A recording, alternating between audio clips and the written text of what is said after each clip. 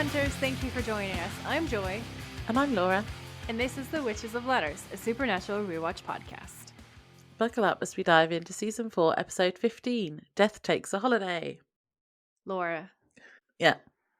I hate this episode so much. I refuse to do notes. I'm just going to look at the script. You refuse to do notes. I tried, but let me put it to you this way, okay? This is going to take a bit of a tangent, but it's going to be short, so bear with me. I ordered myself some really cool knitting wool because I have these massive needles, and I'm going to make myself a really cool Wednesday Addams style black and white and gray kind of sweater thing, hopefully, out of it. Oh, but cool. it came from straight from the factory because when I opened it, it absolutely stank like dye lot or chemicals or whatever.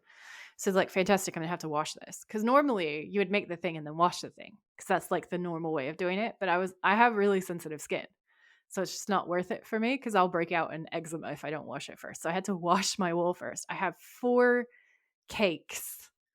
Cake is a weird term, I know, but it's the way that things get rolled if you're not a crafter, right? So I had 4 cakes of this velvety wool stuff.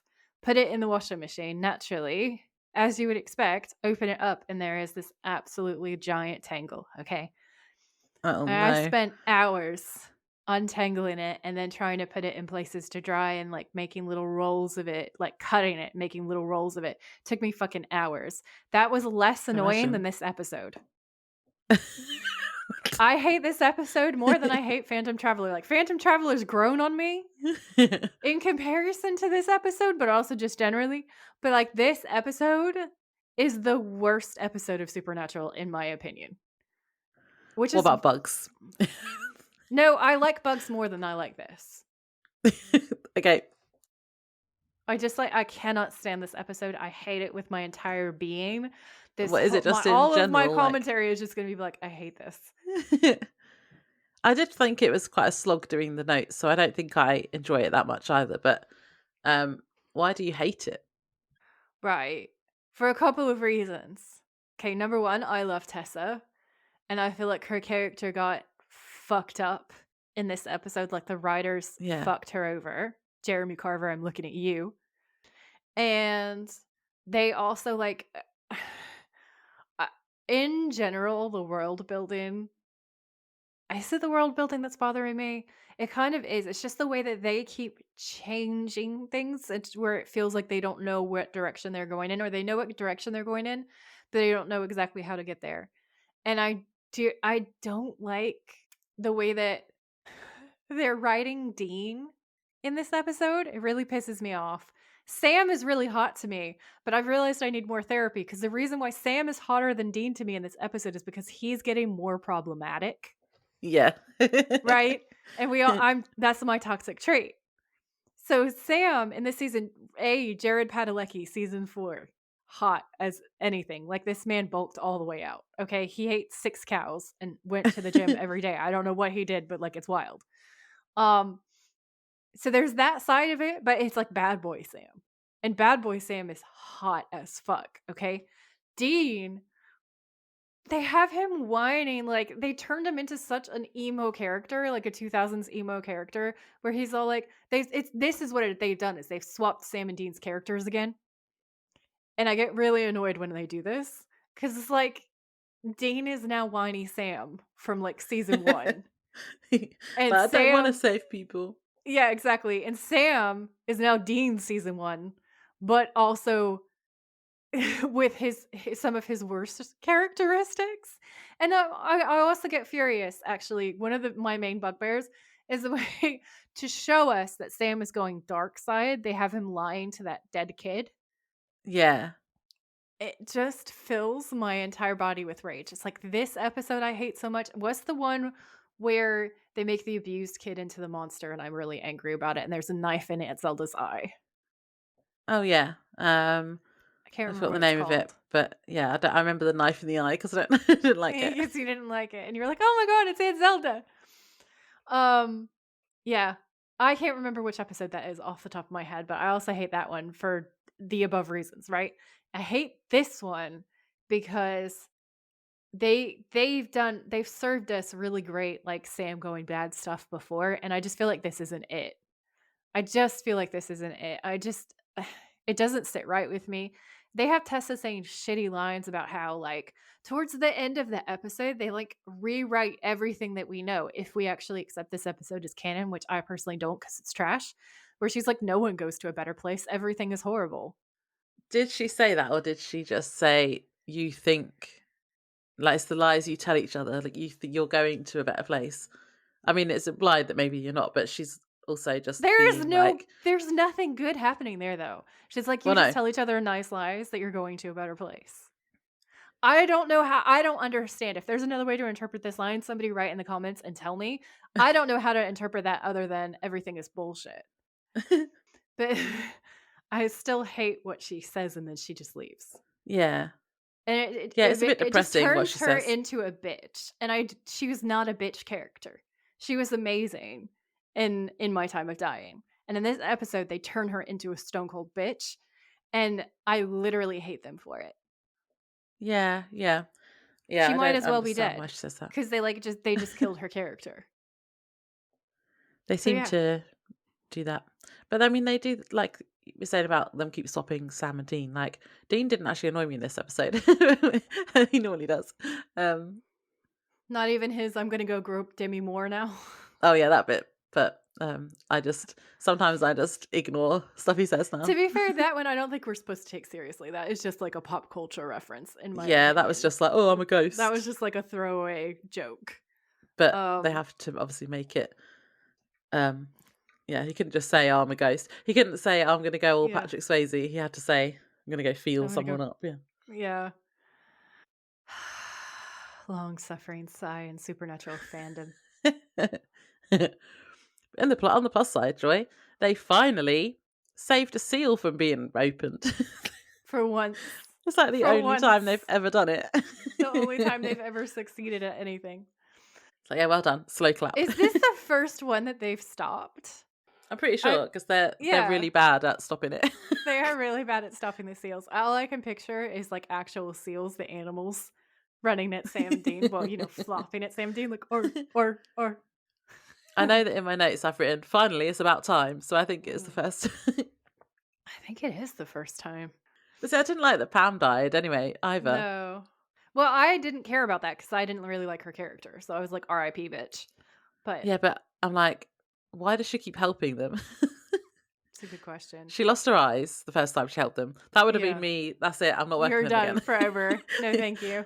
And then she's helped them another time. Yeah. And now, oh yeah, she helped them with Anna. Anna. Yeah. And now she's helped them and she died. Yeah. Women on the show just don't tend to live long, it feels like. Yeah, don't. The moral of the story is don't help Sam and Dean if you're a Yeah. woman.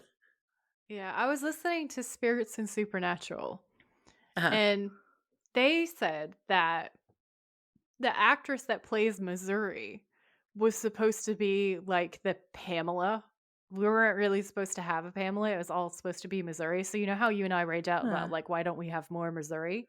Yeah, I She want to was see more of supposed to her. be like more of a main character, like a Bobby character. Oh, that's what they said.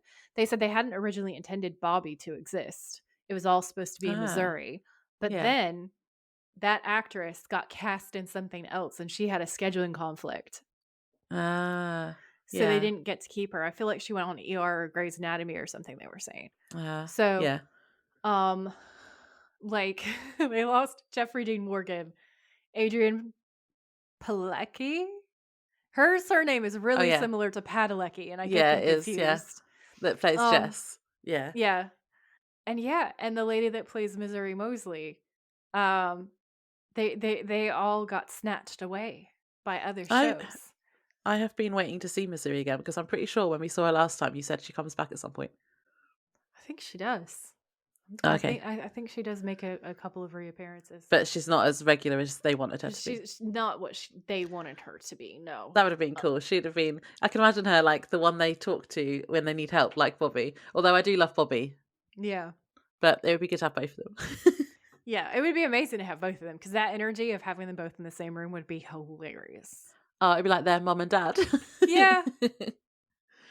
Yeah, it would be uh, amazing. And it'd also be really positive, like magical representation, I feel like. That would be cool.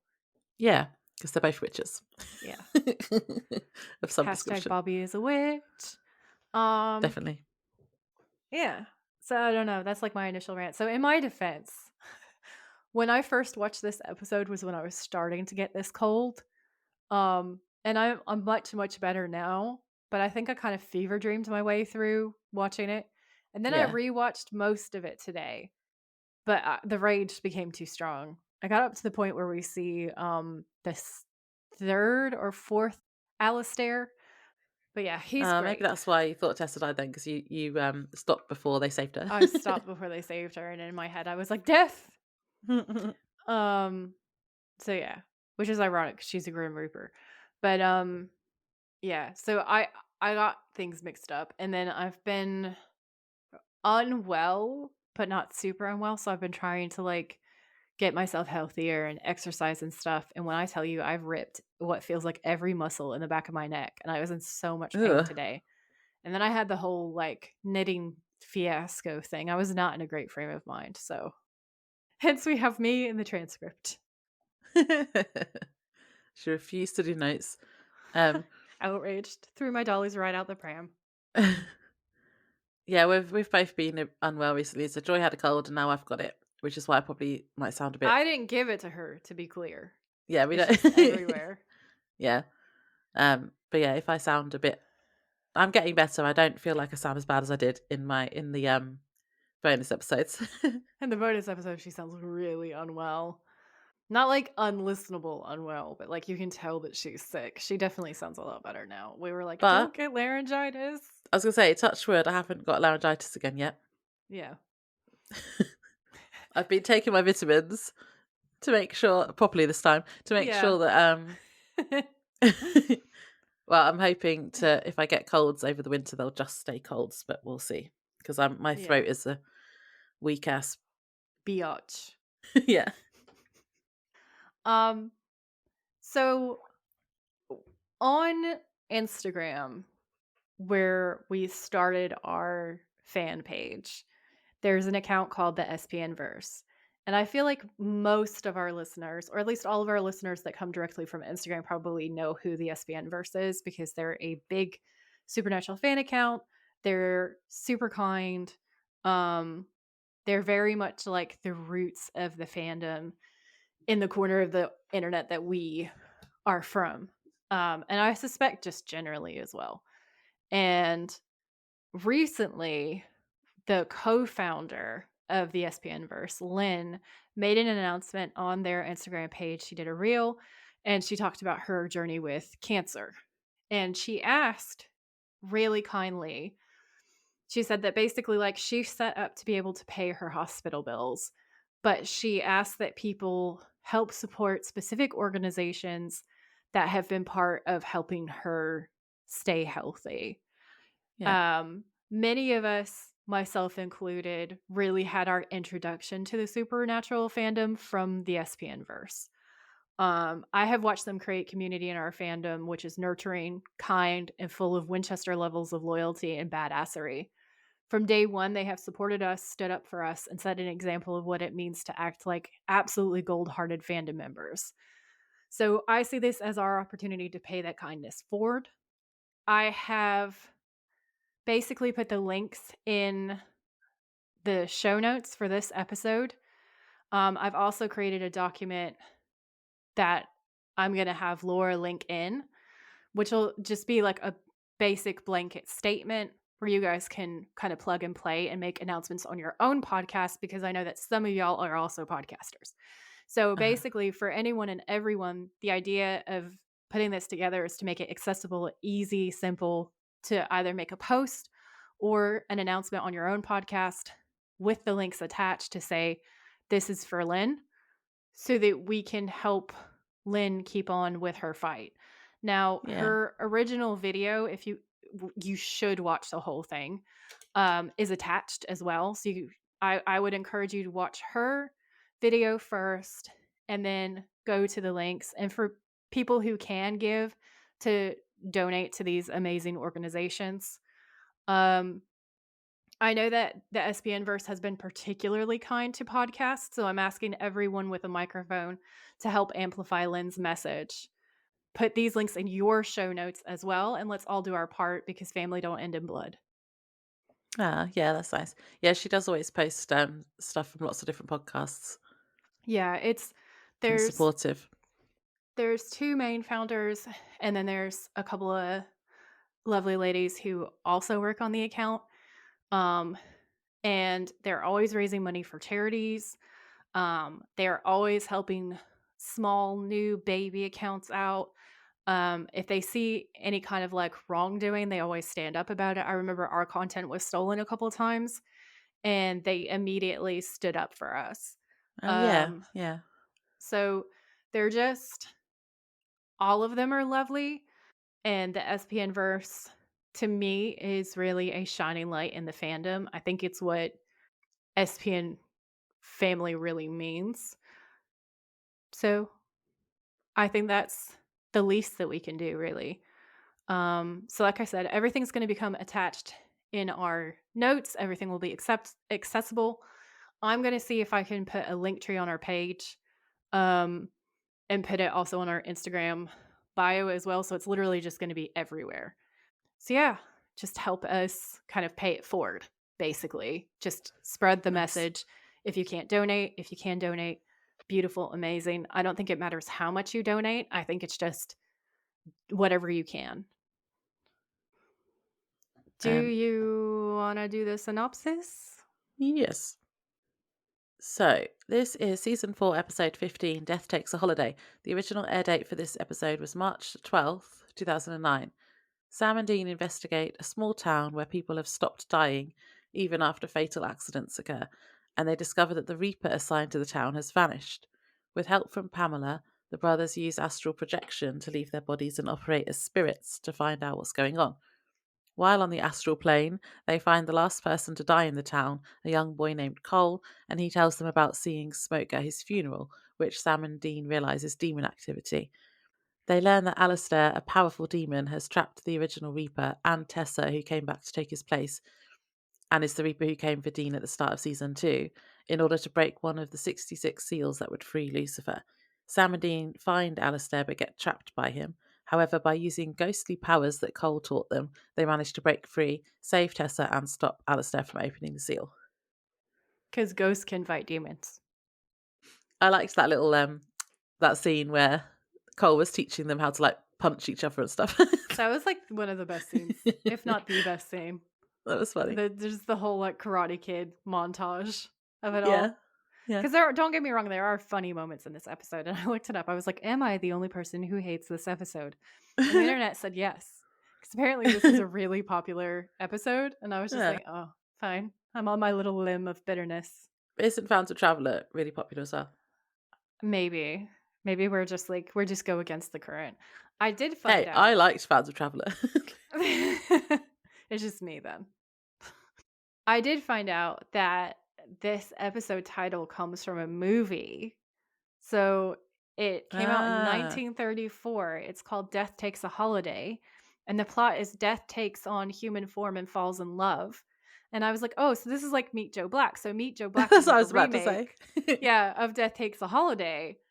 And I looked it up and it looked amazing. So I rented it and I'm like halfway through it and it's amazing so far. Like Ah. I haven't finished it yet, but it is brilliant and I'm so thrilled because When was it out?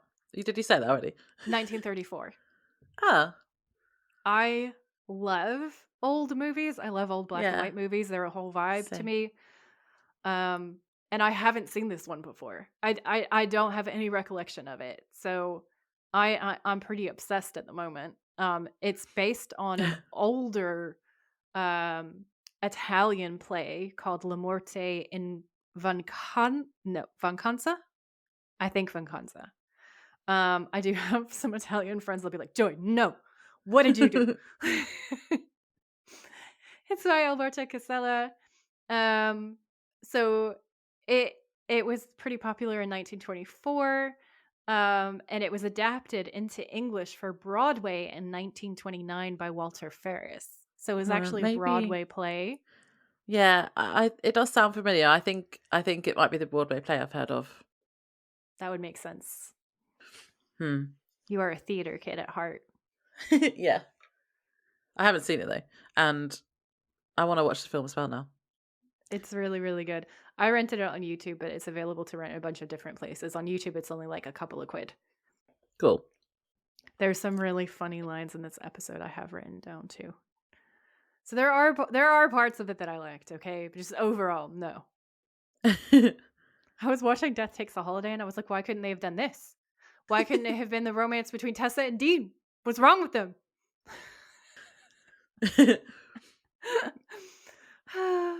I also have for our lore. So for those of you who are longer term listeners, you're going to know that I have already covered Amityville as an Easter egg in Asylum, and I've also covered Grim Reapers and out of body experiences in My Time of Dying. So if you'd like a Mhm. refresher of that particular lore and those Easter eggs, those are the episodes. You just Yeah. scroll back to Asylum and in My Time of Dying, and you'll hear me drop all kinds of crazy information into your ear holes. Now, Asylum was a good episode from what I remember. it was. I did manage to find some stuff to talk about though for this episode. Can So I'm I gonna guess or can I tell you what I hope it is? okay, go. Astral projection. Bless your little heart. No. I went Oh, I went very goth. I'm sorry. I want to hear astral projection stories. Anyway, sorry, what did you do then? I found people who claim that they've had encounters with the Grim Reaper. Well, that's cool too. I'll Oh, accept thank it. you. Thank you. Thank you for your grace, your majesty. So, yeah. So I have Grim Reaper encounters. And that's going to be pretty fun, I feel. That's cool. If y'all are really enjoying all of the Grim Reaper lore in this episode, by the way, go backwards if you haven't listened to it and listen to Halloween, our bonus episode number 3, because Laura actually covered an Anku, which is like a kind of Grim Reaper, and it was really spooky and really cool. So if you're like, oh, I'm a big fan of the Grim Reaper lore and this is really fun, you should definitely either go back and remind yourself, or if you haven't listened to it, give it a listen. Um, our AI stuff on Spotify breaks everything up into chapters, so I'm guessing you'll probably be able to find that exact chapter if you want to. Yeah, the chapters are hilarious as well. That the They're AI is silly. amazing. You really need to, like, if you haven't ever looked at our chapter titles before, Some of them are crazy. you really need to look at them because they are wild. If I had the time, I would do my own chapters, but I don't. So we're just letting AI do it for now. If we had the Just time, letting we should Spotify do do it a itself. whole outtakes episode where we just read the worst chapter titles that it's made. Some of the chapter titles are hilarious. Sometimes I'll send them to Joy and be like, "What? What What's the this one?" hell? What does this mean? It's Like, like you why did it pick up on explained. this thing? Hear me out. It's like you explained to a French surrealist on absinthe, like super high, what you wanted to say. And then that French surrealist was like, oh, this. And then just turned out like a frog on your head. You know, it's something that no one said anything about, right? And that's what the chapter title is. Or it picks the most random thing that we mentioned that's absolutely nothing to do with. It was Yeah, just a like throwaway we comment. mentioned a throwaway comment about a monkey or something. The whole chapter title is The Monkey. The story of the monkey. Yeah. Because it is our asides sometimes that are the chapter titles. Oh, Yeah. I can't. Yeah. Anyway, should we? We should dive in. Should I start the first season? The First first season. episode. The first Right. scene. The opening scene. Oh yeah, I still did it wrong. Okay, first scene. So there's two guys called Jim and Pete. They leave a bar. I feel like I'm telling a joke. Jim and Pete I enter also a feel bar. like you're telling a joke. They look like dads too. Yeah, so they leave a bar and get mugged, basically. An employee from the bar notices and notices them being mugged, drops the dumpster lid because he's taking some rubbish out, and causes the mugger to jump, and his gun goes off, and that shoots Jim right in the heart. It's a bit slapstick, to be honest. It is Pete pretty yells. slapstick. Pete yells for the bar employee to call 911 and starts doing CPR on Jim, but the mugger has already run off. Jim comes to and pulls his shirt to one side so we can see the wound. And Pete points out that he isn't even bleeding and asks how he's even alive right now. And Jim says he doesn't know. And then that's the blackout and the titles, because Mhm. what's happening? Oh, no one's dying. Okay, does anybody else think that some of Dean's filthy looks at Sam are because when Sam is saying that he's talking to, air quotes, Bobby, that he's actually talking to Ruby? Because that's my theory. Because Dean, Well, I wasn't know he Dean's actually talking mad. to Cass, as it Yeah, turned out? yeah. But also, I think there's been a couple of other times where like Dean's been like on his caller ID, like his last caller, and it was Ruby. And so I and Dean get really suspicious about like who Sam is actually talking to. And I really feel like part of this rant in this diner scene is Dean being like, I bet you were talking to Ruby. Yeah, that yeah. Because Sam keeps lying to him. All the Um, time. yeah. So Yeah. Sam and Dean are in the diner. Dean's trying to get the jukebox to work. Sam's on the phone to Bobby Hmm. slash Cass. Cass And pretending to this be is the Bobby. most reluctant eating that I have ever seen from Dean. Dean looks disgusted by this burger. We know something's wrong then. Yeah. Um, he puts the phone down, tells Dean that Bobby has a job, and it's about a small town where no one has died in the past week and a half. Dean doesn't see why this is strange to start with, but Sam says it's the way they're not dying.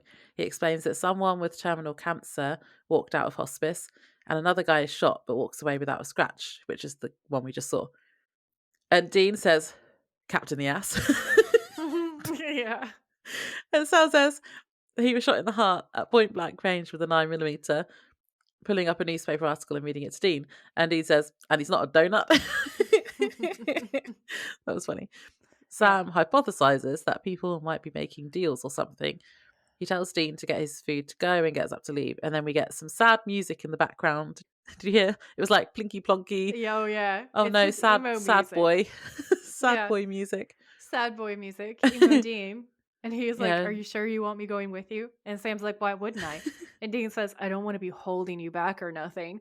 Because in the opening sequence, we got a bunch of flashbacks. And Sam had that huge rant at Dean when he was under the siren spell, where he's like, I'm smarter than you. I'm stronger than you. I can take out demons that you're too scared to even go near.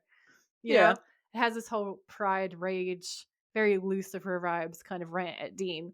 And Dean's like, oh, you sure you want me going with you? My brother So, doesn't love me anymore. eh. Yeah. So, um, Sam says, why wouldn't I? And Dean says, I don't want to be holding you back or nothing. And Sam says, dude, I've told you like 100 times that was the siren talking, not me. Sam's like, can we get past this? Like he's talking to an angry girlfriend. Dean puts the burger down and he says, yeah, we're past it. And then he brushes his hands off, refusing to eat food. And we're like, okay, he's No, lying. that was so convincing. So Yeah. convincing.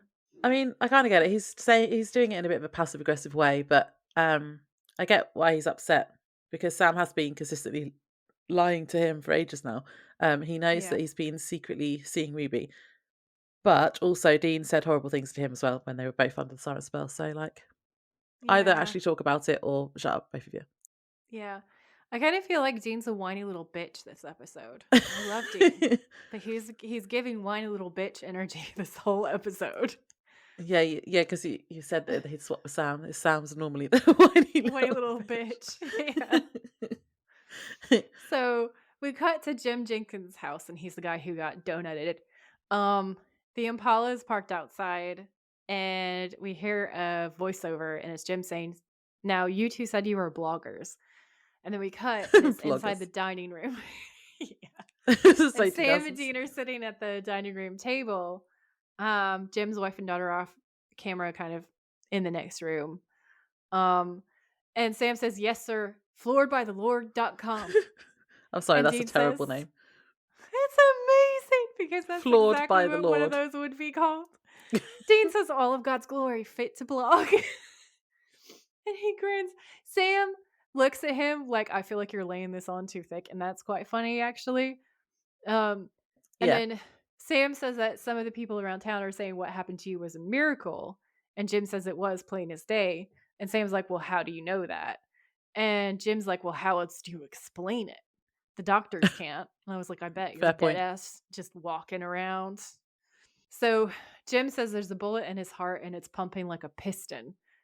And Dean's like, well, how do you explain it? And Jim says that he doesn't know and he was nobody's saint and he wasn't exactly father of the year before. But then when that guy shot him and he didn't bleed a drop, he says he knew the Lord was giving him a second chance. And Dean says, that's so? And Jim says, I had this feeling like angels were watching over me. And then he pauses and Dean nods along like he knows because he does know. He And does know. Jim then says, I wouldn't expect you guys to understand. And Dean says, well, we'll just have to try.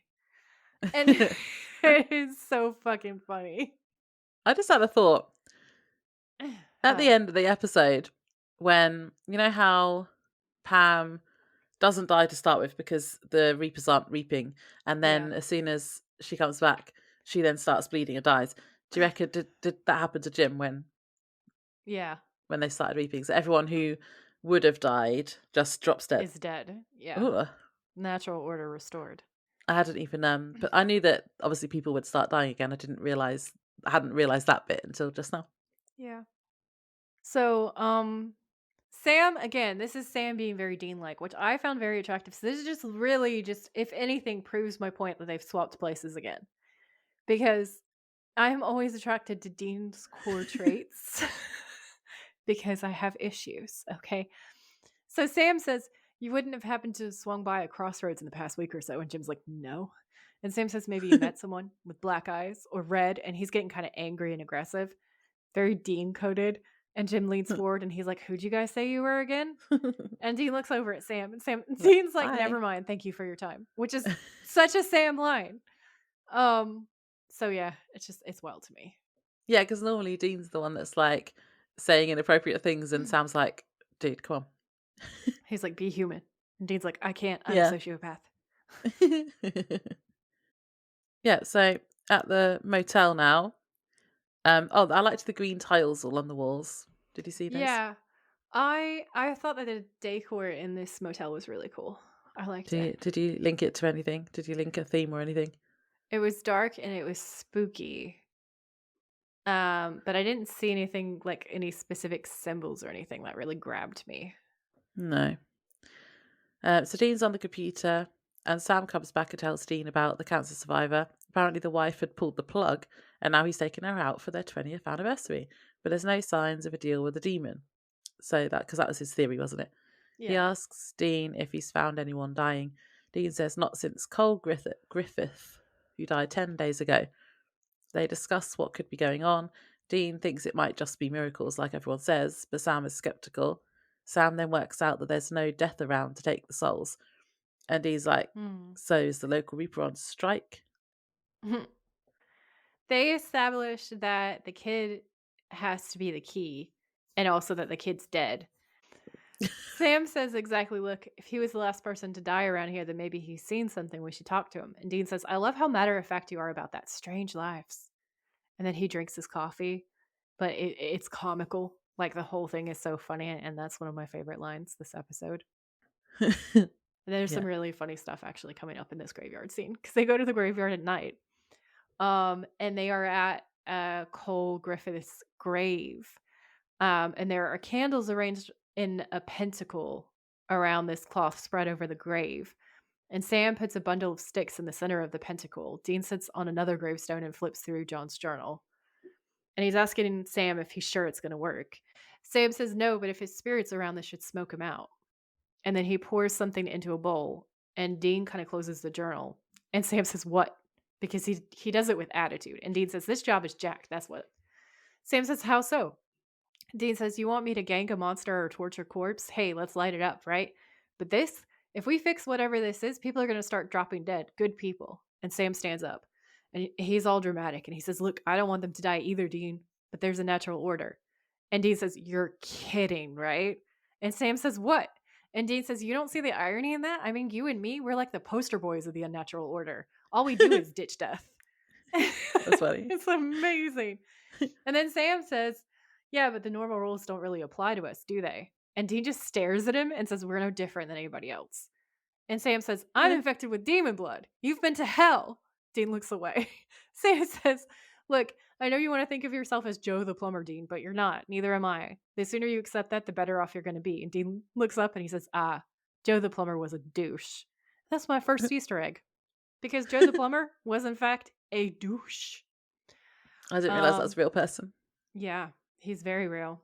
So he was basically like a political shill for the Republican Party. So John McCain was running in the US presidential election in 2008.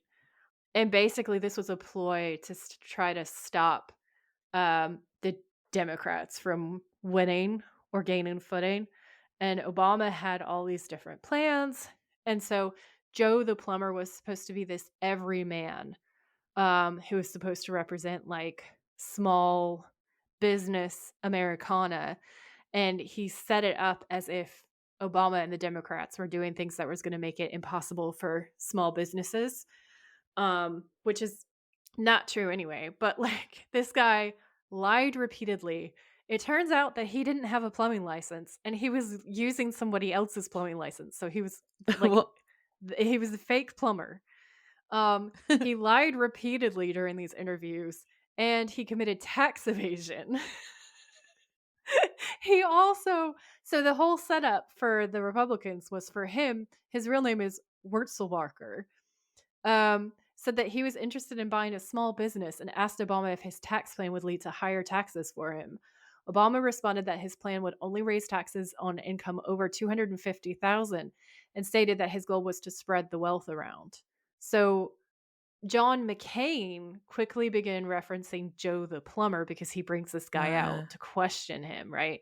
To make it look like he's going to be crippling small town American businesses as this everyman that would be really hurt by Obama's economic policies. He repeatedly mentioned Wurzelbacher during the final presidential debate. Media scrutiny kind of debunked a lot of these claims. So like I mentioned before, he wasn't even a licensed plumber. News reports then revealed that his income was far below the $250,000 threshold and that he had an outstanding state tax lien. So he wasn't paying his taxes anyway. He was like, oh no, it's going to be so bad for my business that I want to start up. Bitch. So then he made a lot of controversial statements. So he tried to run for Congress as a Republican. Of course he did. And he got widespread criticism for a video where he links gun control to the Holocaust and made a comment suggesting that immigrants at the US border should be shot. Oh, so he's a horrible human being then. He's dead now. R.I.P. But yeah. Oh dear. So then he wrote a letter on gun rights in 2014 to the parents of victims of a mass shooting, and he stated, "Your dead kids don't trump my constitutional rights." And those are quotes. That's a direct quote. What a horrible person. Yeah, so when Dean Winchester says he's a douche, he was not lying to us, friends. He was not lying. He is, in fact, a douche. Yeah. When people go out of their way to be that horrible to someone, it's like, get a life, seriously. Well, he get can't a hobby now.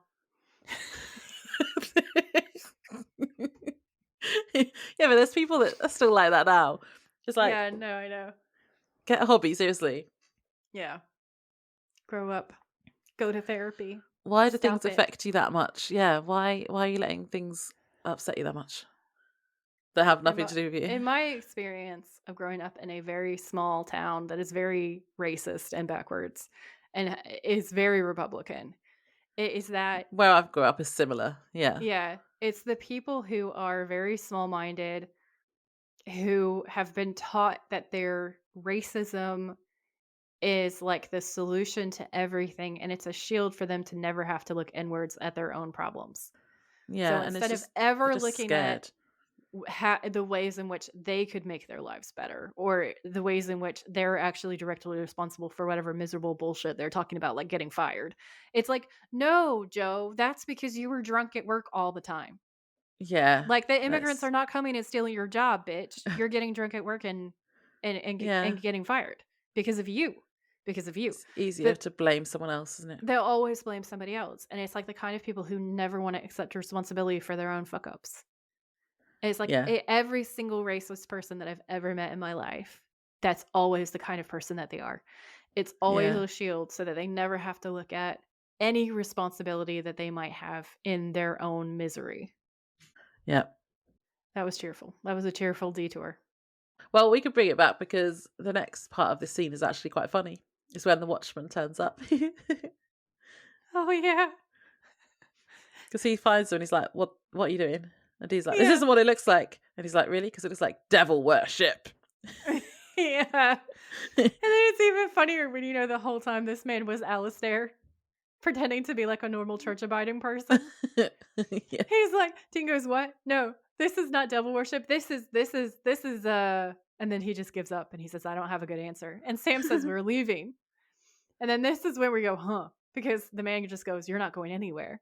And then he takes Sam. steps forward and then he goes, ever again, Sam. This guy, not as good of an Alistair. I'm very No. sorry, but he's just not, he doesn't have the oomph. Dean says Alistair because he recognizes him. His eyes go all demony. And Dean's like, Alistair. Why do the demons keep doing the rolly eye thing now? I don't like it. I Because do you don't not like it, appreciate Laura. it. That's why they do it. But they To keep upset changing the you. eyes when I Yeah. just get used to them. Yeah, that's why they do it, to destabilize the situation and make it even scarier. I don't like the rolling. Rolling, rolling, rolling. It's like rolling your eyes in the back of your head. It's horrible. So Alistair says, because Dean says, I thought you got deep fried extra crispy. And Alistair says, nah, just the pediatrician I was riding. His wife's still looking for him. It's hilarious. Anyway. And then he looks at Sam, who's absolutely fuming and raging. And Alistair says, no time to chat, got a hot date with death. And then he flicks his hand and Dean goes flying across the graveyard, collides with a Uh-oh. gravestone of someone named Myth that says 1957 to 2001.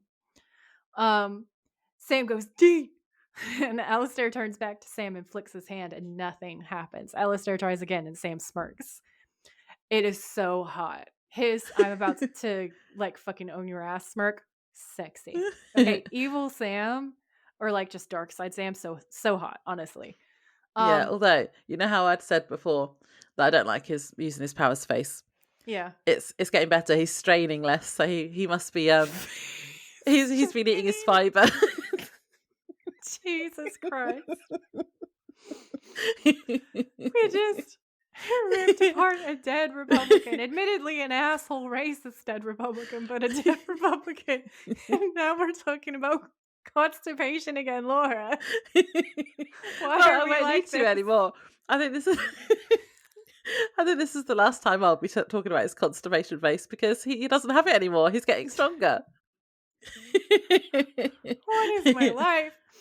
Okay, so well, actually, that's what Alistair says. Alistair says, you're stronger, Sam. You've been solo flexing with your little slut. And Sam says, you have no idea. Which is both hot and also threatening. And then he flicks his hand and Alistair goes flying.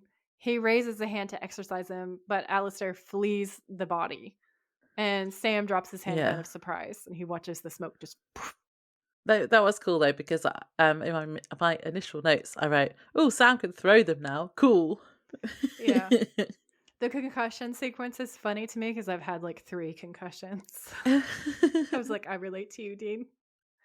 So we cut back to the motel and Dean says he thinks he has a concussion. And Sam offers him an aspirin. I was like, I don't think that's gonna work. Yeah. Well, he has an ice pack and he's lying on the bed. And when he says, I think I have a concussion, that was pretty adorable. He makes this like pained face. And that was kind of a thirst trap, weirdly. So he says, do you want some aspirin? And Dean is on the same page as Laura because he says, no thanks, House, all sarcastically. As in like the TV show House, the medical drama. That was probably out at this time, wasn't it? Yeah, it definitely was. Yeah, It's it was very, popular. very popular. Yeah. So they figure out that it's demons, obviously, at this point. And Sam says, yeah, so much for miracles. And Dean says, and what the hell happened with Alistair again? And I just want to raise the flag that that's a terrible pun. That's an awful pun. Wait, say it again. What the hell happened with Alistair again? Oh. See? See what they did there? Um, so Sam says, I told you he tried to fling me or whatever. And then he flicks his hand and he says, and it didn't work, so he bailed. And Dean says, well, how Mm. come he couldn't fling you? He chucked you pretty good last time. Yeah, And Sam, Sam how turns to about Dean. that? Yeah. And he says, got no idea. And he's obviously lying. And then Yeah, Dean's like, Sam, do me a favor. If you're going to keep your little secrets, I can't really stop you, but just don't treat me like an idiot, okay? And Sam goes, yeah. what? Dean, I'm not keeping secrets. And Dean's like, okay, Hmm. whatever. Um, Like, seriously, come on, Sam, you are making it really hard for me to defend you here, mate. yeah. He asks if he went and he Q&A'd the dead kid. You see, though, Sam is acting like Dean. Dean is acting Mm. like early season Sam. It's just like everything is topsy-turvy, Laura, and it hurts my brain. I can't defend my guy today. Yeah. So, Sam says that Bobby called and he did some digging and he thinks that Sam's right and that the local Reaper's gone and not just gone, but kidnapped. And Dean says, by demons? Why? And Sam says, listen to this. And he reads from a notebook and it says, and he bloodied death under the newborn sky, sweet to taste, but bitter once devoured. And Dean says, swanky, what the hell does that mean? And I was like, yeah. Sam says, well, it's from a very obscure, very arcane version of Revelations. And Dean says, which means what I think it means. And Sam says, basically, you kill a Reaper under the solstice moon tomorrow night, by the way. You got yourself a broken seal. And Dean's like, how do you ice a Reaper? You can't kill death. And Sam says, I don't know, maybe demons can. Where the hell are the angels is what I want to know. We could use their help for once. And Where are also, the angels? okay, so let's say that the funeral parlor or whatever is like off limits and invisible to the angels. I could buy Yeah. that. It's a cult. What about the entire rest of the town? And Dean, who's like an angel begin to cast. How is he invisible? Well, they're testing them, aren't they? It's just bullshit. And they're lying as well. Like, we couldn't get in the funeral parlor, like you say, but Yeah. um, yeah, but they're actively not helping on Yeah, they're purpose. they're actively sucking is what they're doing. Um so they start formulating a plan. Sam's like, "What are we gonna do? Just swing in and save the friendly neighborhood Reaper?" And Dean's like, "You better got a better idea. I'm all ears." And Sam says, "Dean, Reapers are invisible. The only people that can see them are the dead and the dying." And Dean says, "Well, if ghosts are the only one that can see them," and Sam says, "Yeah," and Dean says, "Then we become ghosts." And he puts the ice pack back on his head, smirking. And Sam says, "You do have a concussion." And I laughed so hard. And Dean says, sounds crazy, I know. And Sam says, it is crazy. And Dean smirks even more. And Sam says, how? And Dean's smirks are always a thirst trap. Let it be noted. Let the record reflect. Yeah. And then we cut back to the motel, and Sam's opening the door, and on the other side is Pamela. And they come in, and Pam says, I can't even begin to tell you how crazy you two are. And she's Yep. kind of feeling her way around. And Sam says, well, Pamela, you're a sight for sore eyes. And again, that's a very Dean line that's coming out of Sam's mouth, can I just say? Yeah. And she says, oh, that's sweet, Grumpy. What do you say to deaf people? Dean looks down, like, and Sam looks uncomfortable. But he actually is like kind of laughing silently a little bit as well. So I don't know. I don't think he regretted it. I think it's supposed to be a sign that he's going all dark side. And Pam says, which one of you brainiacs came up with astral projection? And Dean raises a hand and says, yo. And she says, of course, Chachi. And Dean mouths Chachi to Sam, and Sam just kind of shrugs because that's before their time. It's before my time. It's before all of our time. Mostly, I think. It's happy days, Um, isn't it? I think so, yeah. Yeah.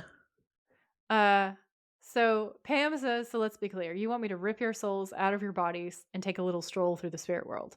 And Dean's like, uh-huh. And Pam Pretty says, sure. do you have any idea how heavy duty insane that is? And she folds her arm. And Dean says, maybe, but that's where the Reaper is, so.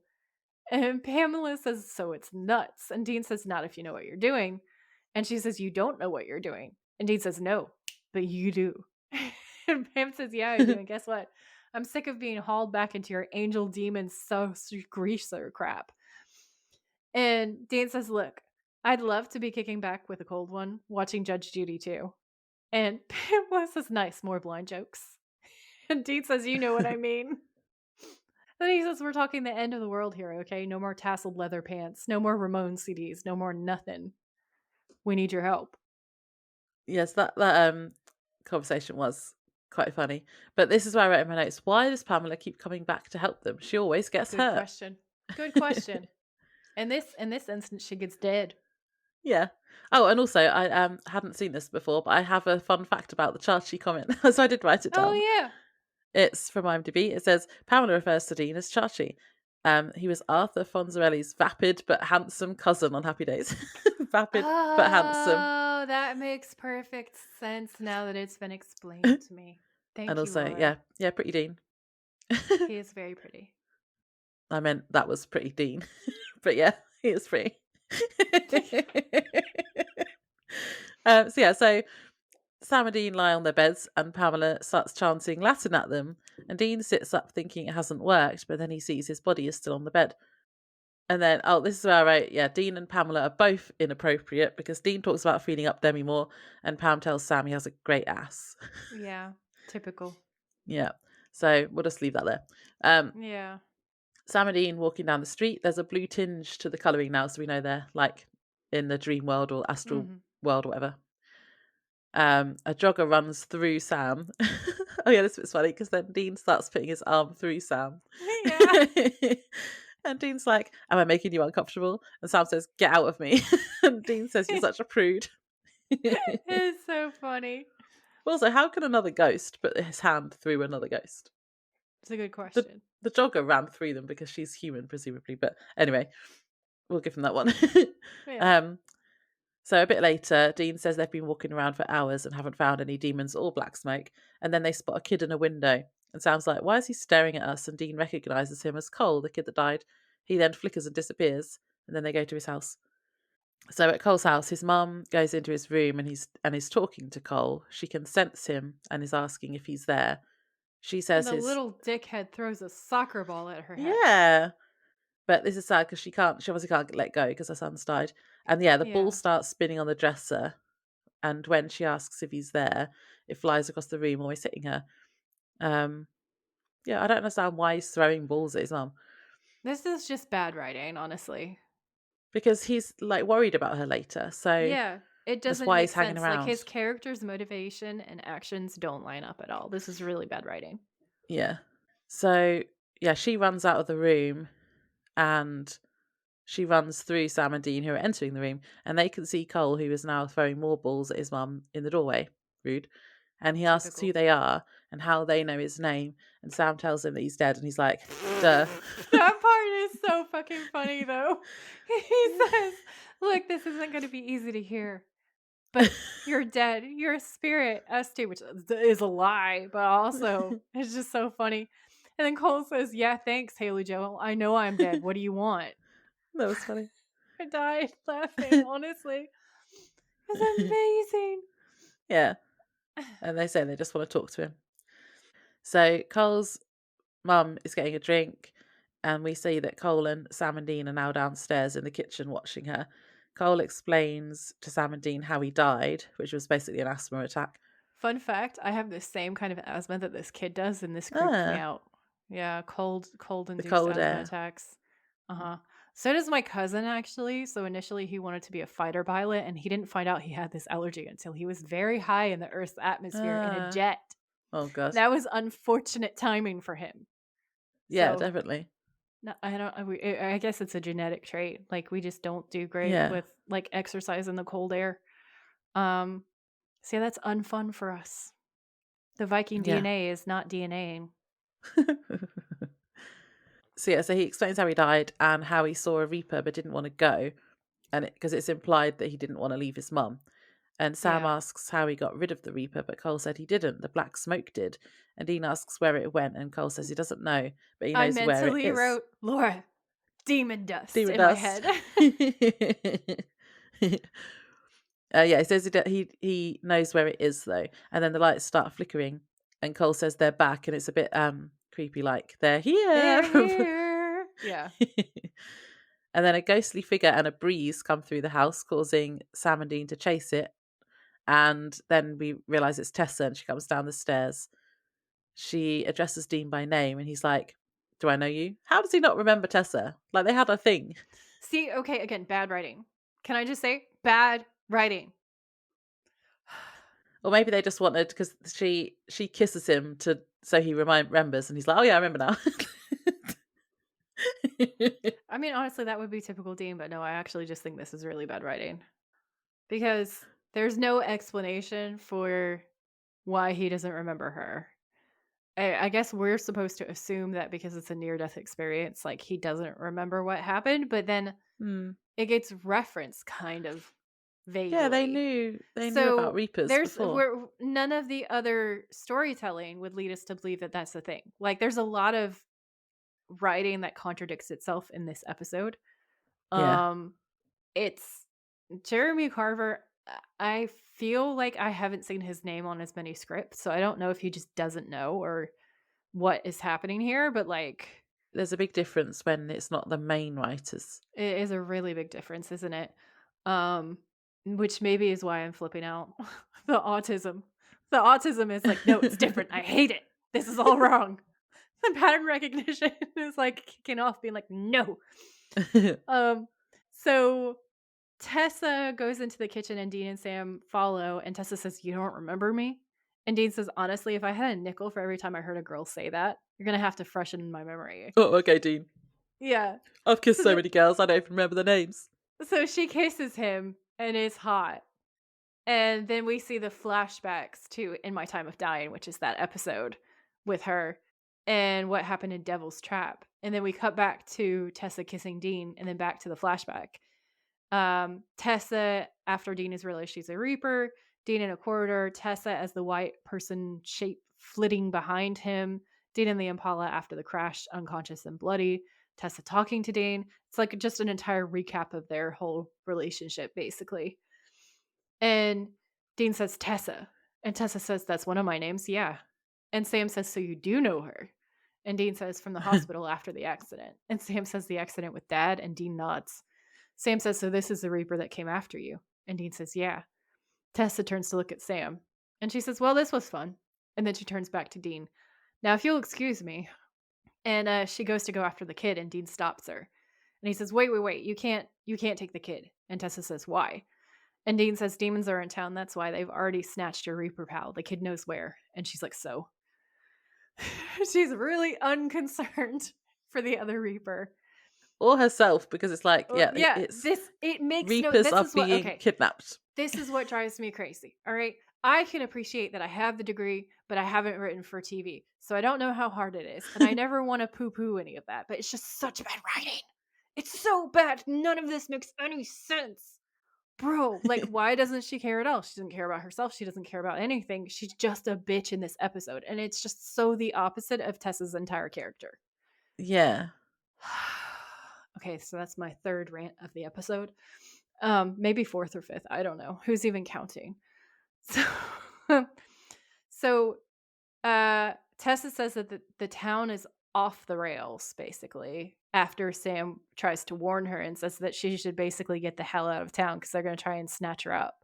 And she's like implying that it's her job to restore the natural order of things and that she has to be the one to set it straight, basically, because she is the natural order. So someone has to do it and it's her job to do it. And Dean says, "Yeah, we understand that, but these are special circumstances." And Tessa says, "What, your whole angel demon dance off? I could care less. I just want to do my job." And Sam says, "Right, yeah, and look, we want to help you do your job. So if you would just bail town." And she says, "No." And Dean says, "Well, then could you hold off until we fix this, please?" And he turns on the Dean charm with the big green eyes. And she kind of sighs and she says, "All right. But just so we're clear, when I start reaping again, I'm starting with the kid." Mm. And Sam says, "Understood. I'll find him." And Dean says, "Wait, wait, wait, wait, wait." And Sam turns back. And Dean says, "What are you going to say to him?" And Sam just says, "Whatever I have to." He's going to lie to him. Yeah, he's going to lie to his tiny little face. Yeah, so Sam goes to Cole's bedroom where he's hiding in the closet because he's scared. Sam sits down next to the open door and then convinces Cole to tell them where the smoke is by lying and telling him that the Reapers will leave him alone and he'll never have to leave his mum. Even though Tessa literally Boo. just said she was going to take him first. Yeah. You sexy liar, Sam. Big sexy liar. Big sexy liar should be a sticker. That's what he is. Yeah. Then Dean and Tessa have a conversation, which you can say in a minute. But I have a Thank note you. to I have a note to say everyone looks like they have green eyes in this episode. And I They said do. it Yeah, might no, I'll just be the back you color up this grading time. though, No, they actually do, and I will back you up. because it looks like Tessa has green eyes when in this conversation. My attitude to this is all over the place. But yeah, she does have green eyes in this episode for sure. I think I think that actress actually has green eyes. And obviously, these are two of the greenest eyed people ever in the same room. So it's very Yeah. green eye Last time we conspiracy saw theory. Tessa, that was before the green eye conspiracy theory started, obviously. Yeah. So uh she says, I'll tell you life is funny. And Dean says, what do you mean? And she says, you and me together again. And Dean says, are you making a move on me? And that was amazing. I love that part. She shakes her head and says, you're the one that got away, Dean. You'd be surprised how little that happens to me. And that's a great line, honestly. And he says, can I tell you something between you and me? And she says, who am I going to tell? And Dean says, after our little experience for that whole year, I felt like I had this hole in my gut, like I was missing something. I didn't know what. Do you know what it was? And she's listening intently. And he says, it was you. The pain of losing my father and Sammy, I wish I'd gone with you for good, but I guess things are different now. Which again, like, see, he obviously remembers everything. Like, I know we see the flashback Yeah. that's supposed to imply it, but just come on. And Tessa says, what? The angel's on your shoulder? And Dean says, so you know about that, huh? Well, they don't, I mean, don't get me wrong. Most of the ones we've met are dicks with wings, but still, I've done things. Dicks with wings is a funny line. I'll give him that. Horrible Dicks things. with wings. Dicks with wings. And someone upstairs still That's a decided to give visual. me a second chance. It is visual. It just makes me feel, I don't know. And Tessa says, uh-huh. And then Sam interrupts. And Tessa says, hey, Cole, I'm Tessa. I'm not going to hurt you. And Sam Yet. says, it's okay, Cole. Just tell them what you told me.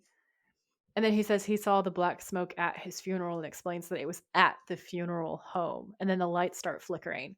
And Dean asks Tessa if she's doing that. And Tessa says no. And then the demon smoke comes in, the demon dust, if you will. Yep. And Dean screams, Tessa! And Sam looks at Cole and he asks him if he's okay. And Dean says, well, how the hell are we supposed to fight that? And Sam says, I don't know, learn some ghost moves. And Dean says, by tonight? Yeah, sure, I'll meet you back at Mr. Miyagi's. And Cole says, who's Mr. Miyagi? And Sam and Dean trade looks like this child is very deeply uneducated. And how has he died without knowing the Karate Kid? Yeah. I just have a note to say. So the smoke came through and kidnaps Tessa, basically. Mm-hmm. And then Sam's hair is all disheveled and hot. Disheveled without a shovel. Yeah. But yeah, that's my thirst trap for later, so I had to mention it. Yeah. I hate how Tessa is changed in this episode, but I liked the flirting between her and Dean. And I understand that it's supposed to be kind of a metaphor for Dean chasing death. But I prefer to discard that part of it and just see it as like they had a deep connection, because the fact that death finds Dean hot is awesome. And it's epic. And like Yeah. that in and of itself is an amazing storytelling tool. And Yeah. I really wanted to see like more of that. Yeah, definitely. This whole next scene is just, my only note is the bants are Hilarious. funny. The bands are funny. Yeah. So they're on Cole's front porch and it's daytime. And it's obviously Dean and Sam and Cole. And Dean is staring at a miniature windmill. And he's clearly trying to do something. And Cole says it's not going to move if you don't concentrate. And Dean says, I am concentrating. And Sam raises his eyebrows because obviously Sam has got all of this like arrogance from his abilities and shit. So he's looking at Dean like, you're pathetic. And Dean lets out this huff and glares, and the windmill does this tiny little turn. And he's like, yeah, there we go, baby. And then it stops, and Cole looks at Dean, and he's like, you pull a muscle? And Dean says, all right, Yoda, let's see what you got. So Cole does his thing, and it spins like crazy. And then the porch swing also starts swinging, and the wind chimes are chiming. And Sam laughs a little bit, clearly at Dean. And Dean says, dude, you are so Amityville, because he's so psyched up and proud of Cole for being such a little poltergeist. And Cole's like, this isn't even the good stuff. So we cut to the living room and Cole punches Sam in the stomach and Sam absolutely folds. And he says, see, if you want to hit something, you just got to get mad. Sam straightens up and he says, yeah, got it. Cole looks at Dean and he says, now you try, hit me. And Dean says, I think I'll just stick to picking on somebody my own size, meaning Sam. And Cole whacks Dean in the face. Sam laughs and Dean rubs his face like it really hurts. And Cole goes over to Sam and he says, hit me as hard as you can. And Sam says, dude, I'm not going to fight club with a 12-year-old. And that was a good line. And Cole whacks him in the face and Sam tries to shake it off and he says, all right, cut it out. And Cole says, make me. And then he takes another swing. Sam blocks and swings back. Cole vanishes. Dean and Sam look around and then he reappears out of reach. And he says, whoa, you gotta teach us that. Classic Dean. Yeah. So then they go to the funeral home and it's covered in blue glowing sigils that apparently no one else can see. And they go inside and find a room where Tessa and the first Reaper are unconscious inside another sigil on the floor with another man keeping guard. Sam and Dean then test out their new skills that Cole taught them by punching the guard and disappearing and reappearing to disorientate him. Another man appears with an iron chain and traps them behind it, and we can tell it's iron because he seems to be in pain from touching it. Mm-hmm. So they're like trapped now because is it iron that stops ghosts? Yeah. So they can't get past it to then save the Reapers. That's the point, yeah. Yeah. So Alistair then appears and does the eye roll thing that I don't like, and I love that every time it happens, Laura's made a note. Yeah, and then so the other man brings Alistair a shotgun with rock salt shells in it, and he shoots Dean, who disappears, and then reappears again and calls him a bastard. Fair. And then Alistair tells Sam to try and use his mojo on him now, knowing he can't because he's a ghost. Mm-hmm. So he shoots Sam and then tells Dean it's good to see him again. Dean says that he can shoot them, but he can't kill them. And Alistair says, is that so? And then we cut back to the motel. So Yeah. what's the point of this bit? Because then we see Pamela in the motel again. Is it because is he implying that he's going to kill their bodies while they're in? Okay, yeah, that's what I thought. Yeah. So then Pamela is at the motel and she hears a creaking noise and goes to lock the door. But we see that it looks like a window is open. And I have two flags here. One, shouldn't they have locked the door first before they went into the trance thing? Yeah. You would think that these being Winchesters and her being apparently psychic or whatever, she would A, sense that something was coming and have brains, and B, that if this was me, I would have had salts everywhere. I would have had a devil's trap. Why was salts? I made it plural for no reason. Whatever. Like, all the doors and windows would have been shut and locked and everything. Like, what the fuck? Yeah. And also, my other flag was, no offense to Pamela, but shouldn't someone who can actually see be looking over them? And then this is where I wrote, where's Bobby? Because obviously I didn't realise that Bobby wasn't actually involved. Yeah. It would have been a good call to have Bobby there. Well, then we wouldn't have an episode because it's very delicate and also shitty writing. We wouldn't be able to stand up to that. But yeah, but no offense to Pam, but I think someone else should be in there with her as well. Or they could have had some kind of magical defense or something, like some kind of... Yeah. Did I say defense? I don't know. I'm getting tired now. So then we cut back to Alistair, who prepares to kill the Reapers. He picks up the old man Reaper, like by his collar, and puts a scythe to his neck as he chants something in, I'm assuming, Latin.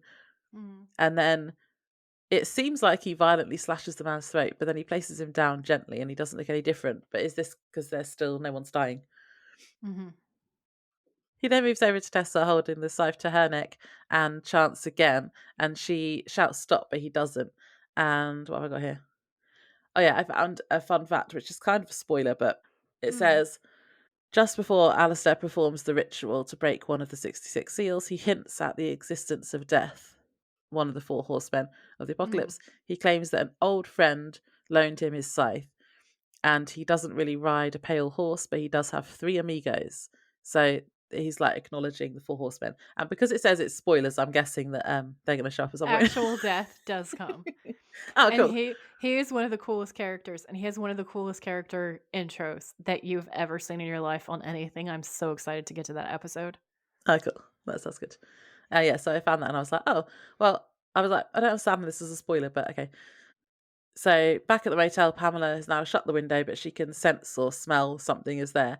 And she runs over to Sam's body, and starts chanting in his ear, but she's then grabbed by a demon.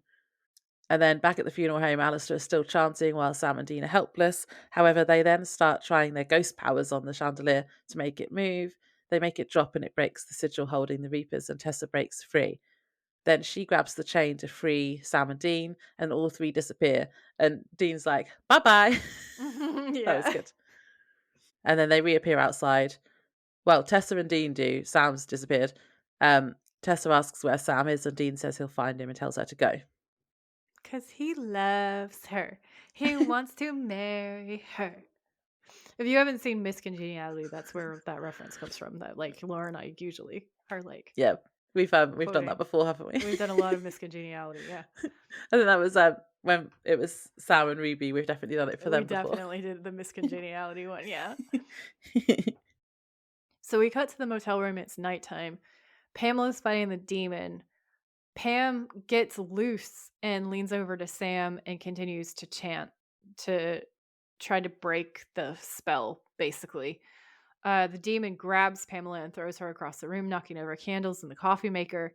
She gets back up again, and the demon pulls a knife and stabs her in the gut. Sam sits up, and the demon pulls the knife out, and then Sam screams, "Pamela!"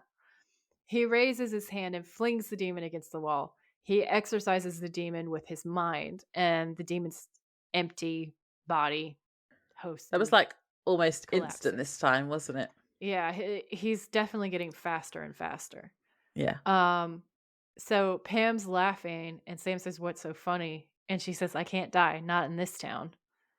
She takes her hand away from the injury, and there's no blood. And he says, "Pamela," and she says, "Quit your worrying, Grumpy. How about you make me a drink, huh?" And Sam says, "You need a doctor." And she says, "Make me a drink, Sam." And Sam swallows. So it's like her psychic intuition is like, "Yeah, you're fucked." And she's like, "Just make me one more drink." So then we cut to the alley, and Dean walks along the alley looking around, and Alistair says, "You can't run." And we realize that he's just appeared. And then he says, "Dean." And Dean stops and stares. Alistair keeps going towards him really menacingly, and Dean's retreating because he's scared. Or that's how we're supposed to think of it. And Alistair says, "Not for me. I'm inside that angsty little noggin of yours." And then blue lightning strikes Alistair, and he vanishes. And Dean says, "What the hell?" Another bad pun. And Castiel says, "Guess again." There's Cass. Yeah. So why the angels use like lightning to like kill people? Smiting. Okay. Biblical smiting, that's why. So, Cass says, "What just happened? You and Sam just saved a seal. We captured Alistair." Dean, this was a victory. Woo! Finally! They did one thing. Right. One thing. 1 out of 66. Well done. Woo! Let's get them a A medal. cookie and a gold star. Yeah. Dean says, "Well, no thanks to you." And Castiel says, "What makes you say that?" And Dean says, "You were here the whole time." And Castiel says, "Enough of it." And then he looks away, and Dean says, "Well, thanks for your help with the rock salt." And Cass says, "That script on the funeral Cass. home, we couldn't penetrate it." Penetrate. Dean says, "That was angel proofing." And Cass says, "Why do you think I recruited you and Sam in the first place?" And he looks at Dean. And Dean says, "You recruited us?" And Cass says, "That wasn't your friend Bobby who called, Dean. It wasn't Bobby who told Sam about the seal." Dean says, "That was you?" And Cass looks down. And Dean says, "If you want our help, why the hell didn't you just ask?" And Cass says, "Because whenever I ask, you seem to do the exact opposite." And he gives Dean this meaningful look like, "You are That's the a fair problem." point. Yeah. Yeah. That's actually quite a funny line. Used to use reverse psychology on him. Yeah. Dean says, "So what now, huh? The people in this town, they're just going to start dying again?" And Cass says, "Yeah." And Dean says, "These are good people. Wouldn't you think you can make a few exceptions?" And Cass says, "To everything there is a season." Dean Mhm. says, "You made an exception for me." And Cass pauses and looks at Dean, and he says, "You're different." Yeah, Dean, you're Dean's like Dean's special. like, "I'm not special," and everyone else is like, "Yeah, you are." Yeah, he doesn't believe he's special. No, he doesn't think he's special. Um, there's a long pause, and then we see Tessa. Tessa says, "Dean, I could use your help." Then we cut back to Cole's house, Yeah, and they've got to do damage control for Sam's lie. now that here comes this part. So his mom is looking at this album, and there's pictures of Cole from when he's like 3. There's a lock of his hair. Um, and Cole's watching her fall apart, and Tessa says, "Hey, Cole." And Cole turns around and he jumps, and Tessa's there wearing a white dress instead of the jeans and black jacket from a moment ago. So she's changing her She's appearance Beth again. again now. Yeah. Mm. So Cole says, "Tell your brother thanks for nothing." And Dean looks down like, "Fuck." Tessa says, "Look at her, Cole." And he glances back at his mom, who's crying. And she says, "Do you see how unhappy she is?" And Cole says, "That's why I want to stay with her." And Tessa says, "As long as she can feel you, she'll be in pain because she can't let go." So Cole looks back and starts thinking about it. We can like see the process in his mind of him realizing that she's right. Tessa says, "Because you won't let go of her." And Cole says, "Why won't anybody tell me what's on the other side?" And Tessa says, "Maybe nobody wants to ruin the surprise." And she says it like a kind teacher. Um, Dean looks away, and Cole says, "That's not an answer." And Dean says, "She won't answer you, Cole. Reapers never do, but trust me, staying here is a whole lot worse than anything over there." And Cole says, "Why?" And Dean says, "Because one day your family will be gone and there will be nothing left here for you. It's okay to be scared." And Cole says, "I'm not scared." Dean says, "We're all scared. That's the big secret. We're all scared." And there's a pause. And Cole says, "Are you coming?" Tessa looks down and Dean says, "Oh, I'm sure I'll be there sooner than you think." And Cole looks back at Mrs. Griffith, his mom, and unfolds his arms and walks towards Tessa. She hugs him, closing her eyes, and he kind of melts into her, vanishing into this white light. And then his mom looks up and she looks relieved. Um, Dean says, "Look out for that boy," to Tessa. And Tessa says, "Look out for yourself, Dean." And Dean says, "What do you mean?" And this is the part that I reject wholeheartedly. Like, this entire scene belongs in the trash, on Mm. fire. And Tessa says, "I've been around death from the get go." And I'm like, "Bitch, you are death." You know what I see most? Lies. He's in a better place. At least they're together now. You all lie to yourselves, Dean, because, like you said, deep down, you're all scared. Stop lying to yourself. That whole line is trash. I hate it more than anything in the world. And it also contradicts every other thing that we see in Supernatural. It's just some Mm. bullshit supposed to be scaring us as an audience stuff, but it's a cheap trick. And that makes me so angry. Dean asks her what she's talking about, and she says you're that the lie is that the angels have something good in store for him, a second chance. And she says, "Really, I'm sure deep down you know something nasty is coming down the road. Trust your instincts, Dean. There's no such thing as miracles." See, I think that's the main thing that we're supposed to take away from that scene is that the angels are lying to him. If they just written it like that, if it had just been that last paragraph, I would have been fine with it. Yeah. That Mhm. would be okay because she we know she has a crush on him. That would be cool. That would vibe with everything else, and it would be like a cool, creepy warning, but they just ruined it with all that other stuff that they put in there Yeah. because they Mhm. just turn her into such a bitch. Like, they make it makes it sound like she's taking this kid somewhere bad or he's just gonna disappear from existence, and that Yeah. anybody who's ever lost somebody, "Oh, well, you're just lying to yourself." Although also that didn't seem to fit with how, because I thought it was quite nice, quite peaceful, like how she like envelops him and then he goes Exactly. into a light. You think he's going somewhere Yeah. nice. Yeah, exactly, and then it doesn't make any sense. It's trash. I'm telling you, it's a dumpster fire of trash, of words. Rejected. Rejected. Speaking of Grim Reapers, I have an Easter egg about Grim Reapers for you guys. Because this whole episode, we have Tessa. I decided to look up, since we have this storyline about the encounters with death, right? I decided to look up real encounters with Grim Reapers, and I found some Yeah. really cool stories. So these come from the Reddit thread Paranormal. And the first one is by u/vault32, and it's called "Childhood Encounter with the Grim Reaper" or something like it. Ooh. Yep. So this is the story. They say, "I promise this is not no sleep BS. If it sounds like a story, it's because I've told it so often. I'm also excited to post it here after reading very similar accounts that now only seem to support what I saw as a phenomenon. When I was very young, my mom was still a dog breeder of Cocker Spaniels. It was the summer between kindergarten and first grade, very early 80s. Not sure when anymore because I started kindergarten earlier than most. One of the Cockers had just had puppies. She was notoriously a very high strong dog who was a horrible mother. I'm not sure if she would smother slash carelessly injure or ignore her pups, but for that reason, the pups were kept away from her after they fed and put in a laundry basket with a heating pad on low and a towel for the night. Me being a kid, they being puppies, I begged my mom to keep the basket in my room that night. The basket of puppies was placed in front of my door to hold it open with a nightlight nearby. As a kid, I needed a nightlight, and I also had to have my door open. Fear of the dark and being trapped in it, I guess. All that done, I fell asleep to the whimpers of newborn puppies and the sound of the pump in my fish tank, nothing out of the ordinary at the time. At some point, I awoke in the middle of the night to the frantic squeals and cries of the puppies. They sounded tinny, distant, like in a tunnel or across a warehouse from me. Even my fish tank sounded off. Like my ears were blocked by sinus pressure. I rolled over to check on them or go get my mom, but there was something crouched near the basket. Yeah. At first, I thought it was my mom. I think I even asked mom.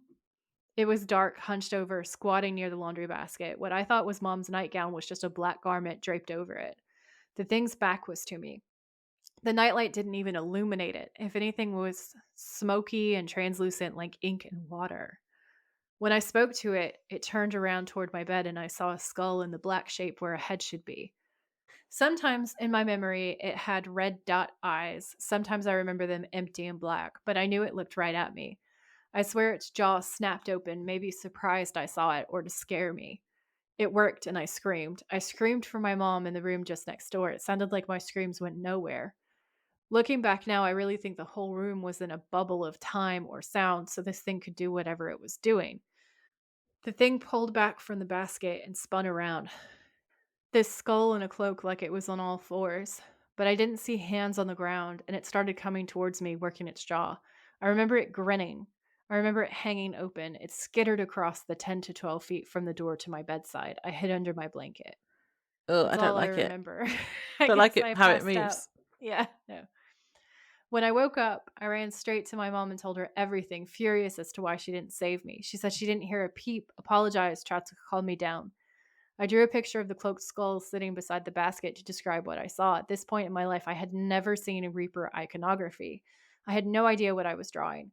I knew what a skull was, but that was the extent of my quote unquote death knowledge.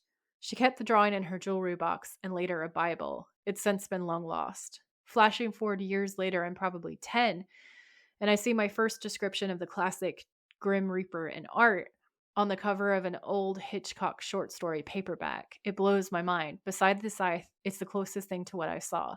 I go back to mom, flabbergasted again to show her what I saw. At this point, I guess she thinks I'm old enough to be told that 3 puppies died that night and she removed them before I woke up.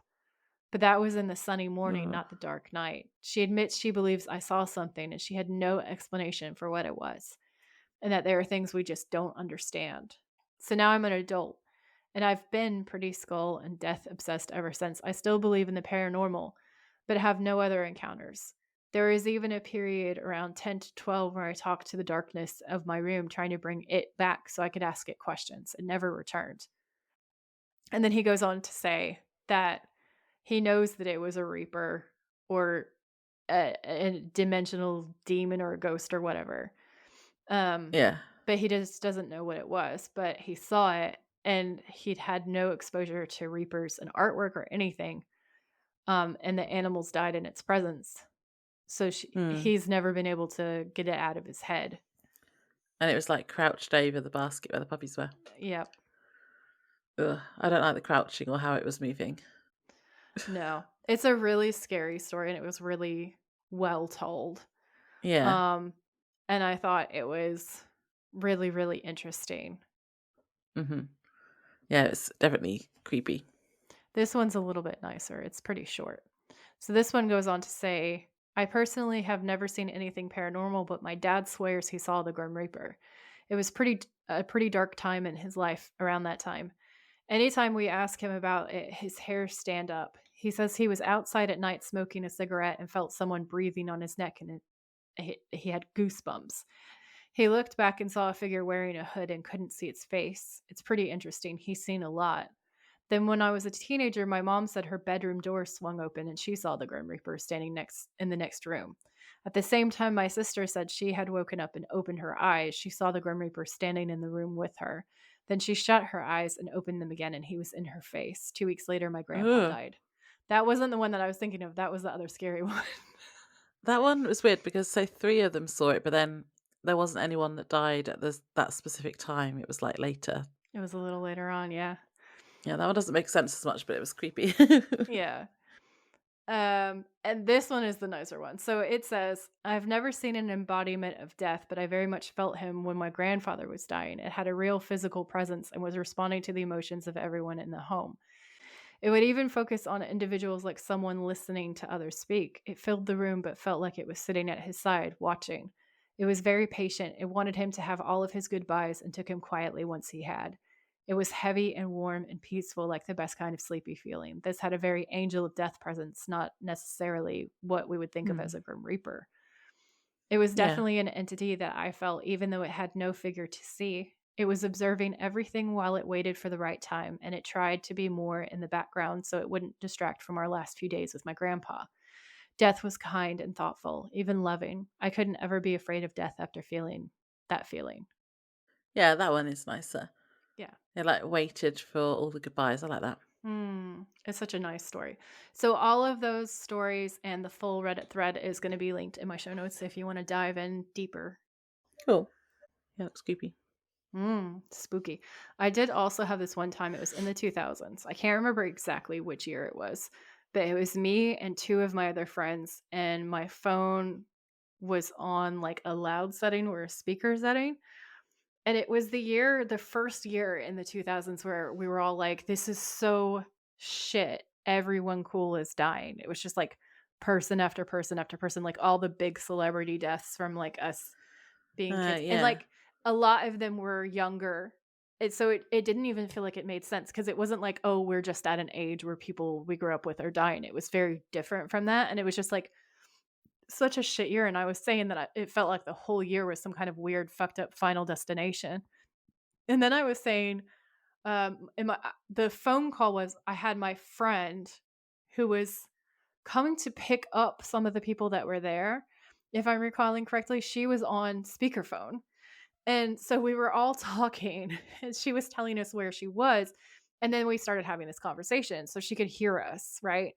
And I said that. And then I said, Death is being such an asshole right now.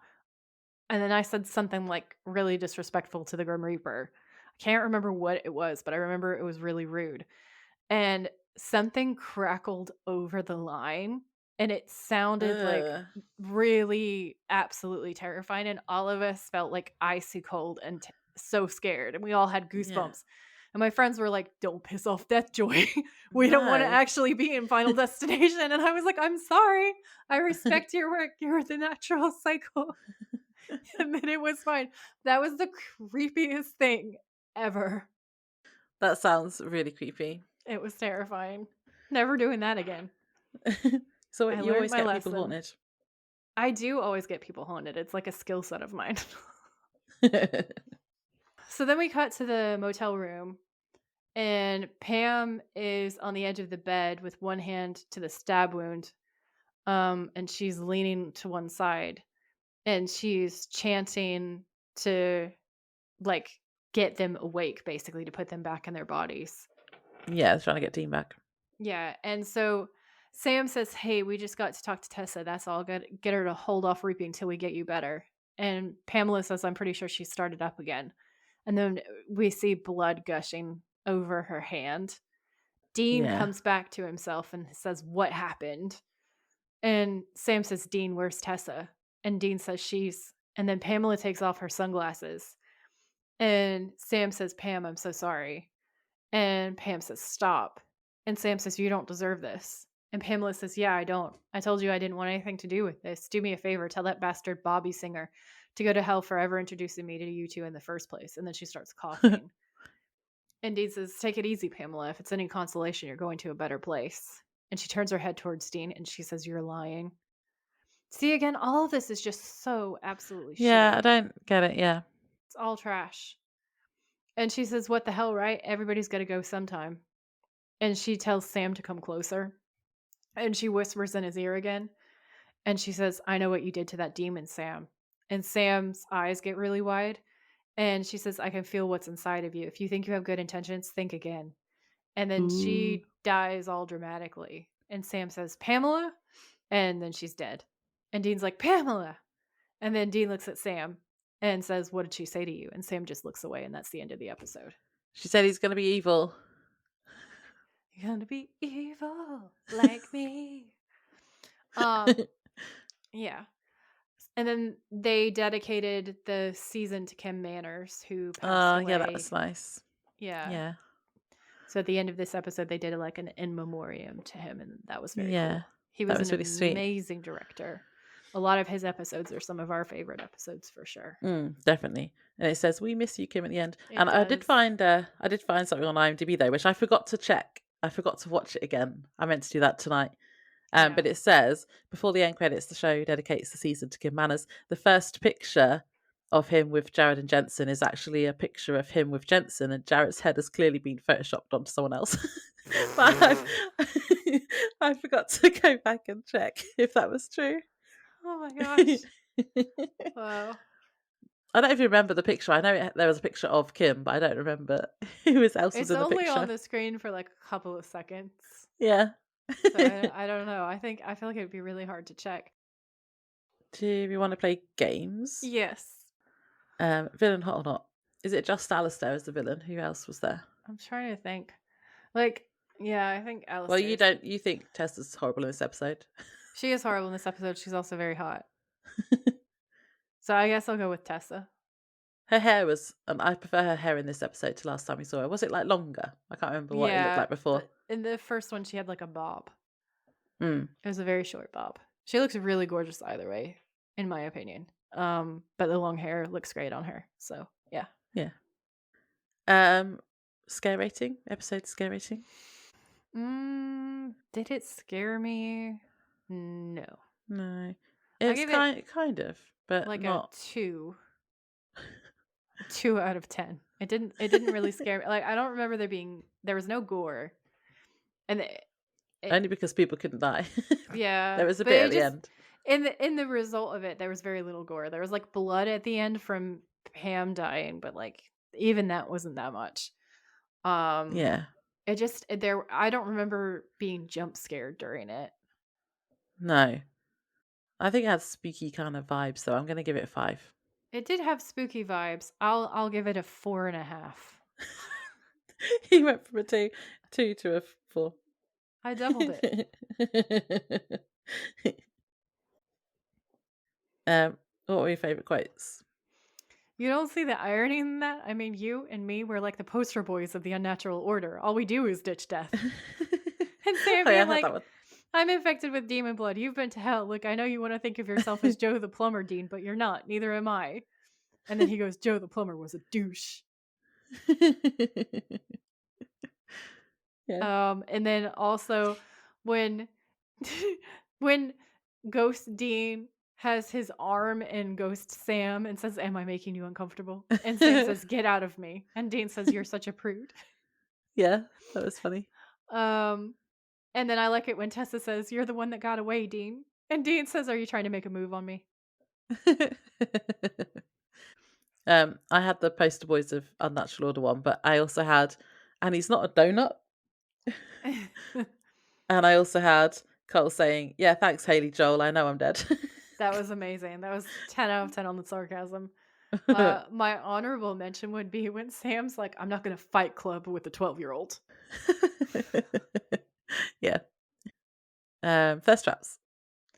I think it's like the scene where there's the tension between Tessa and Dean. That's really hot. I like that a lot. when Sam goes all dark side and smashes Alistair, like just like throws, he has no chance, and he looks all smug. That was really hot. So smug, Hmm. slightly evil Sam is quite sexy. And Dean is really adorable when he's concussed in this episode. Yeah. Those are my thirst traps. How about you? um, Sam with the dishevelled hair after the demon smoke comes through and takes Tessa. Yep. And also he's kind of hot when he's talking to Cole in the closet. But Yeah. yeah, the hair, it's just dishevelled hair. It's my favourite. Yeah. You do love disheveled Sam. It is your favorite. Who is your MVP? If they didn't turn her into such a bitch, I would say Tessa. As it is, Yeah. I'm gonna say Dean because he comes up with the idea. Oh, to two astral projectors. Yeah, Yeah. that was pretty yeah, although Pam thinks that it was silly, that was quite a good idea. Yeah. Um I I have put maybe Cole because he teaches them the ghost moves that ultimately save them. That's very true. It's a very And good point. like tells them about the smoke. And then I did consider Pam because she protects them and made them astral project in the first place, but then she dies for it. Yeah. So I don't know. I think maybe I might say Cole, but we could also say Dean. Hmm. Because if Dean doesn't have the idea to make them ghosts, then they can't talk to Cole in the way Yeah. that they do, and then they lose. Like everybody loses.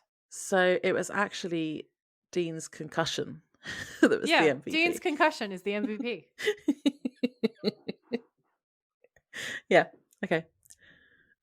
Motel rating. I gave it a 4. I feel like I don't feel like we saw a lot of it. Like it was very background. I didn't pick up any Just when big they're asleep. symbolic motifs. Mm. Yeah, but from what we did see of it, it looks very nice. It looks very clean.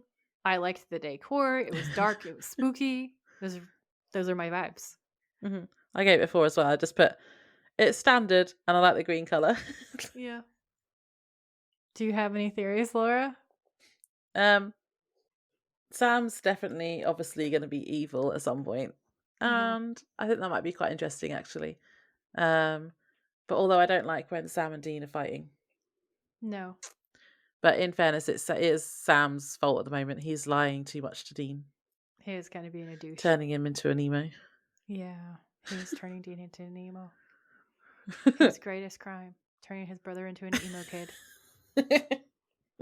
making him a whiny little beach. Yeah. So apart from that, though, I mean, well, so Death is going to be around at some point. Mhm. Oh, I'm so Sam's going to be excited for evil, that. and I think that's it for theories at the moment. Yeah, those are good theories. Very good theories. Good job. I'm interested to see what else the angels do and whether they're actually going to help or how it's going to, come out that they're not actually, Dicks with wings. or that they are that. Yeah, Or that they're they not, are dicks with wings. they're not nice. We learn which ones are and which ones aren't. Yeah. Yeah. Yeah, I'm interested to see overall what happens with the angels. But yeah. Yeah. Did you have anything else to say? Or should we say goodbye? Thank goodness this episode is over. I hated every minute of it. Not our recording, just watching the episode. Yeah, I knew Yeah. what you meant. Yeah. Okay then. Right, well, see you next one. Bye. Bye. Thanks for tuning in. If you like this episode, please rate, review, and subscribe. We would be very grateful. And if you know someone who would enjoy it, please share. You can find us on Instagram at the Witches of Letters podcast, or you can email us at thewitchesofletters@gmail.com. Until next time, stay safe out there, have each other's backs, and always keep fighting.